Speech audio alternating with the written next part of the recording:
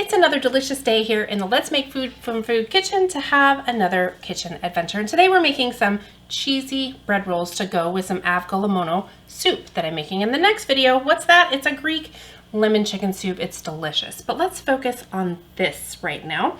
So I have my stand mixer set out. I have right now 1.5 cups of flour. I don't know why I got this big giant bowl. I think because originally I was going to measure by hand, and then I went, wait, why am I doing that? I have a mixer. But you can absolutely do this by hand. Okay, that's in there. I've got some garlic powder, sugar, and that's for the yeast. Otherwise, I wouldn't be putting sugar in there. And some kosher salt and my yeast. Now, I just want to give that a quick whisk. Yes, I know I have a mixer, but it's just to get it all combined really quickly, and the dough hook doesn't do that quite as well. So the next thing I want to do, I have some butter here and some eggs. I want to crack my eggs in there. Oop, I got a shell. Look at that. Done. Got it. That was easy. It's not always easy being cheesy. Okay, 2 eggs and my whisk. I want to whisk those eggs really quickly.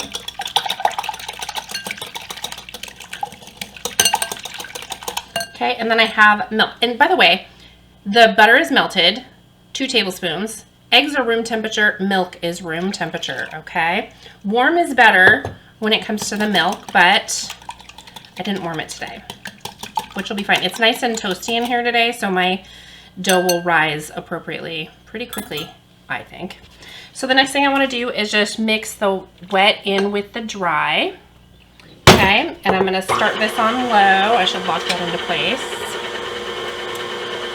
And in a moment here, once that starts to come together, I'm going to start adding the rest of my flour. It's a total of 3 cups unbleached flour.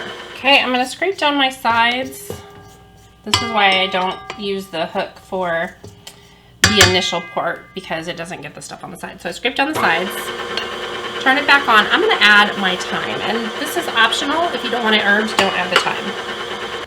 So I was shredding my cheese and realized I didn't have the camera rolling, because I turned it off when I run to do stuff. It saves on my memory time. Anyway, try to shred your own cheese so you don't have anti-caking agents in your recipes. I probably have more than I need. Yeah, I just need 1/2 cup of the yellow cheddar, and it's just to give it a little bolder flavor, because you can use 100% just mozzarella if you want, but I like the bolder flavor that I'm going to get from the sharp cheddar as well. So I want to mix half of my cheese in right now. So I'm going to take this bowl and just dump it in, and then I need, so if I need 1/2 cup, I need about 1/4 cup right now, which looks about like that. No, I didn't measure it. Okay, so I'm going to mix that, and I'm going to actually continue shredding my cheese, because it's always easier if I have a bunch ready to go for whatever recipes I'm making, because I almost always use it shredded, and you know, like mac and cheese and stuff. All right, once this has come together and there's no more dry flour, you're going to go ahead and add the remaining 1.5 cups of flour.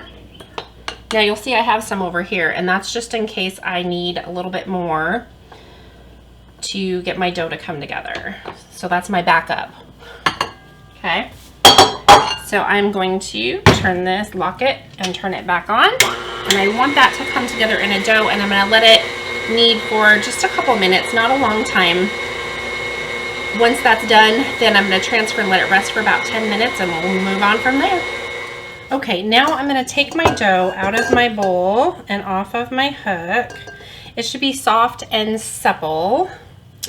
It can be tacky, but it shouldn't stick to your hands too badly. If it does, just use a little more flour. Okay, and I am going to just plop it in this bowl and let it rest for about 10 minutes. Then we're going to come back, we're going to dust our work surface and divide them into 12 pieces and make our roll shapes before we let them rise for an hour. So I'll see you back here in 10 minutes. We'll do the next part. Now that 10 minutes have passed, I've got my surface floured, And I have my pan here. It's about 12 by 9. And I'm just going to take a little oil and spray it down. Okay. This is my avocado oil. You can use olive oil, you know, whatever. Whatever. And we're going to take this out of here. Ooh, it's sticking a tiny bit, but that's okay. Because I didn't grease it or flour it. It's my own fault. I only have myself to blame. Okay. I'm going to push this down.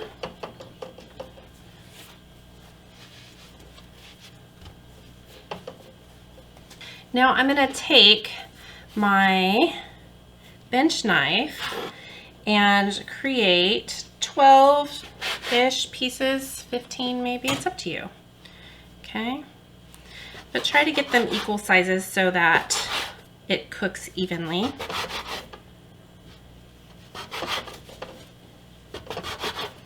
Okay.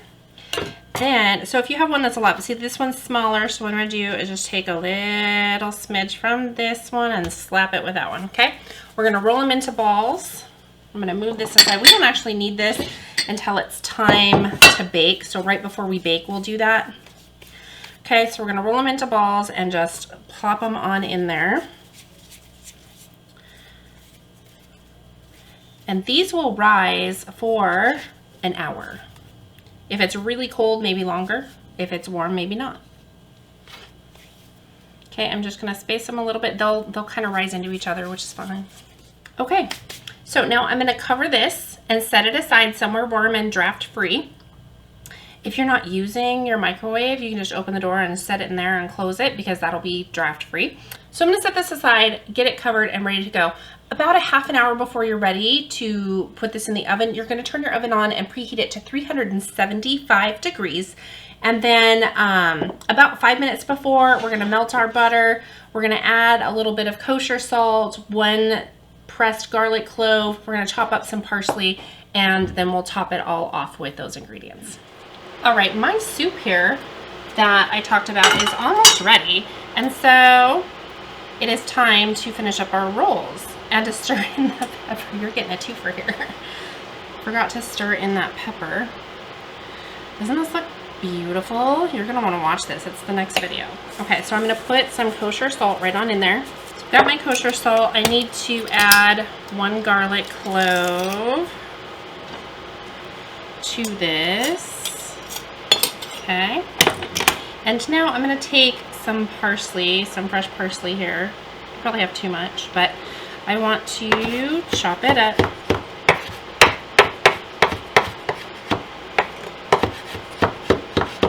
Into little bits. Okay, then we're going to put it right in the butter so that we can quickly and easily just spoon everything, or brush I should say. You want to stir this up really well so you get an even coating of everything, and you're just going to brush it on the tops of these. Your oven should already be preheated, as we talked about, 375 degrees. Last but not least, we're sprinkling our cheeses on top and just kind of get them both on there. It doesn't have to be perfect, it just has to be there. I mean, I guess it doesn't have to, but you're missing out if it's not. Okay, both cheeses. And then we're going to bake it for about 20 to 25 minutes at 375. You'll see this start to turn nice and golden. The cheese will be melted. Everything will look beautiful. Okay, as you can see, my rolls are looking beautiful. I am going to grab a spatula and take them out. So you can basically pull these apart. I am going to separate them enough to get them onto the plate. Like so. And voila, we have some beautiful rolls ready to go for our delicious soup. Okay. Ooh, that's hot, hot, hot. Of course it's hot. I just took it out of the oven.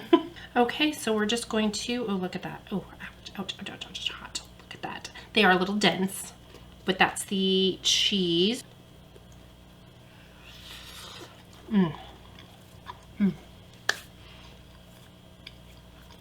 These are so good. It's gonna go really well with my soup, and I'm so happy that I made them. I really enjoy the thyme that's in there. If you don't like it, just leave it out. You could also use rosemary, just chop it up into little bits. Use fresh rosemary, not dried, and chop it up really well. So those are kind of my tips. You could also use Parmesan cheese. Just play around with it, make it your own thing. Thanks for joining me here today in the Let's Make Food from Food Kitchen. From my kitchen to yours, let's make food from food. That's one boy.